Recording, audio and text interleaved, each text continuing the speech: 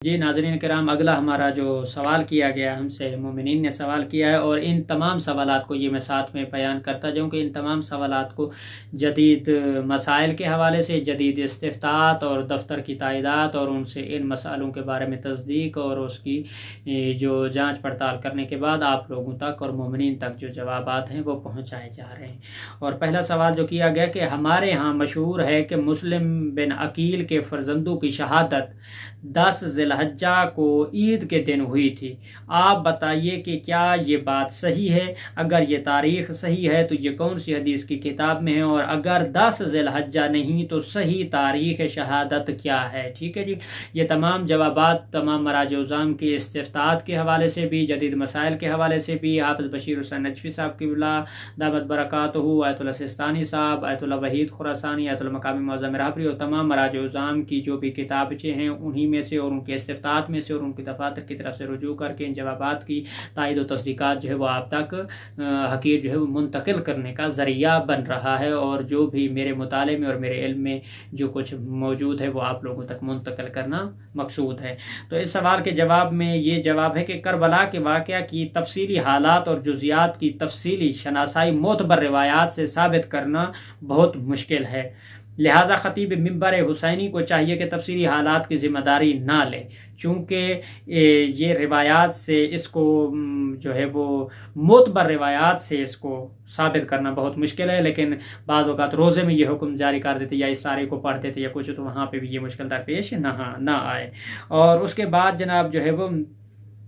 جو سوال کیا گیا ہے کہ ایک مشہور قصہ جو ہمارے ہاں بیان کیا جاتا ہے کہ امام حسین علیہ السلام نے ایک راہب کو 7 بیٹے جو ہے وہ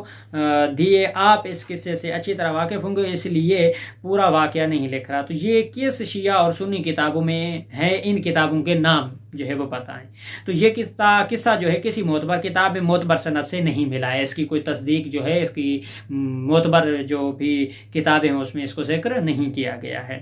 اس کے بعد اگلا سوال یہ ہے کہ جناب بہلول دانا کا جنت بیچنا یہ قصہ کن شیعہ سنی کتب میں ہے؟ تو اس کا جواب بھی گزشتہ جواب سے جو ہے اس کو ذکر کیا جائے گا اور یہی جو ہے بیان کیا جائے گا، یعنی یہ قصہ بھی کسی بھی معتبر کتاب میں معتبر سند سے نہیں ملا ہے، اس کی کوئی حقیقت نہیں ہے۔ اور اس کے بعد جو اگلا سوال ہے، اگلا قصہ ہے ایک اور مشہور قصہ جناب بلال کا، جب تک وہ اذان نہ دیں گے خدا سورج کو طلوع نہیں کرے گا، یہ کن کتابوں میں ہے؟ اس کا کوئی حوالہ؟ تو اس کا جواب بھی وہی گزشتہ جواب ہے کہ یہ بھی کسی معتبر طریقے سے نہیں ملا ہے اور کسی بھی معتبر کتاب سے اس کو ذکر اور بیان نہیں کیا گیا ہے۔ اور اسی طرح سے کہ یا کسی شیعہ کتاب میں کوئی ایسی روایت جس میں کسی امام نے فرمایا ہو کہ رسول اللہ کی 4 نہیں فقط ایک ہی بیٹی زہرا سلام اللہ علیہ تھی، مکمل حدیث اور کتابوں کے نام جو ہے وہ تو اس موضوع میں کوئی خاص مفصل کتاب نہیں، البتہ قرائن سے جو ہے وہ یہ واضح ہوتا ہے کہ آپ صلی اللہ علیہ وسلم کی صرف ایک ہی بیٹی تھی، ورنہ وہی احترام وہی اہتمام ان کا بھی فرماتے جو اہتمام حضرت زہرا سلام اللہ علیہ کے بارے میں ملتا ہے کہ بی بی کے لیے اٹھنا، ان کے دروازے پہ جانا، ان کے گھر جانا، ان کا ازدواج، وہ تمام مسائل، ان میں شرکت، وہ ساری چیزیں بھی ان قرائن سے ثابت ہوتا ہے کہ رسول کی ایک ہی بیٹی تھی، تو اس حوالے سے اس کو اسی طرح سے ہی تسلیم کرنا پڑے گا۔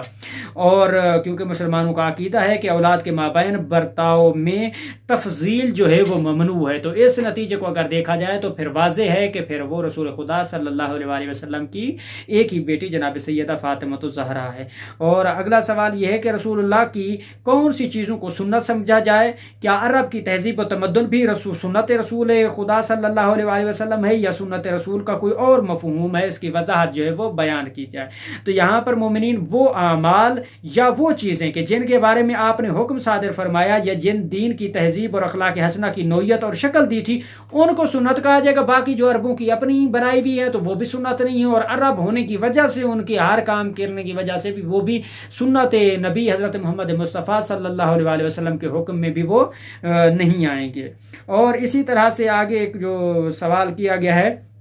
کہ اگر وہ چیزیں جو رسول اللہ صلی اللہ علیہ وسلم کے وقت میں تھی، مثلا اس وقت کا لباس برتن، سواریاں، ہتھیار اور مکان وغیرہ۔ اگر یہ چیزیں سنت ہیں تو کیا موجودہ چیزوں کا استعمال خلاف سنت رسول خدا صلی اللہ علیہ وسلم سے جہاز پر سفر کرنا، ٹرین پر سفر کرنا، سائیکل پر سفر کرنا، یا اس طرح کی آج کے جدید جو مشین یا آلات یا جن چیزوں کے پر سفر کیا جاتا ہے تو ان کے بارے میں کیا حکم ہے؟ تو یہاں پہ جو ہے مراجع اعظم اور بزرگان اور مورخین کا حکم یہ ہے کہ ان چیزوں کا استعمال جب تک شریعت سے نہ ٹکرائے جائز ہے، اور جن اعمال یا چیزوں کو رسول خدا صلی اللہ علیہ وسلم نے دین اسلام کو سمجھانے کے لیے اپنایا تھا، صرف انہی کو سنت رسول کہا جا سکتا ہے، باقیوں کو نہیں کہا جا سکتا۔